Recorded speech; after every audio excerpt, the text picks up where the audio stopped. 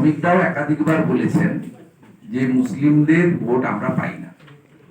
আমাকে আপনারা দীর্ঘদিন ধরে মিসকোট করেছেন যে আমি হিন্দুদের বিধায়ক। আমি কি বলেছি? আমি কালকে একটা কথার ব্যাখ্যা দিয়েছি যে বিধানসভাতে কাদেরকে আমি বলেছি। আমি কমপ্লিটলি তৃণমূলের মুসলিমদের কথা বলেছি, তৃণমূলের মুসলিমদের কথা বলেছি, সমগ্র জনগোষ্ঠীর কথা বলিনি। তারপরে আরেকটা কথারও আমি ক্লিয়ার ব্যাখ্যা দিয়েছি যে যেটা শ্রমিক দাও বলেছেন যে আমরা মুসলিমদের ভোট পাই না। আমি কোথাও বলিনি চাই না।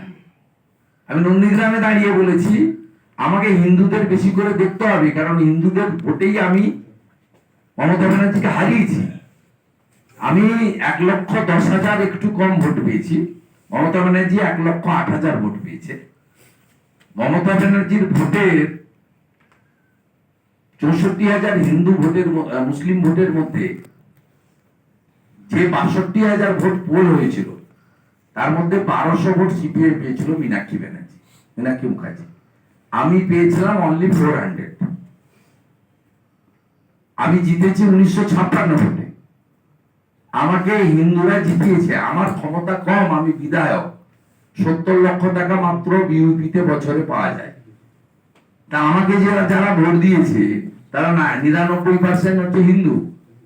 আমাকে তাদেরকে আগে দেখতে হবে। আমার যদি অসীম ক্ষমতা থাকতো সবাইকে দেখতাম। এই অর্থে আমি বলেছি আমাকে হিন্দুদের আগে দেখতে হবে। মিসকোট করেছেন, আমার এতে কোনো আপত্তি নেই। হিন্দু পরিচয়, হিন্দু স্বার্থে লড়াই করা, এর কোনো আপত্তি এতে থাকা উচিত নয়। হিন্দু ধর্ম সবসময় শিখায় নিজ ধর্মে আস্থা রাখো, অপর ধর্মকে শ্রদ্ধা করো। আমি আমার নিজের ধর্মের লোক প্রতারিত, বঞ্চিত, পীড়িত, লাঞ্ছিত, ধর্ষিত নানাভাবে হচ্ছে। স্বাধীনতার পরে হিন্দু পলায়ন লোক দেখেছে দুলিয়ান শামসেরগঞ্জে।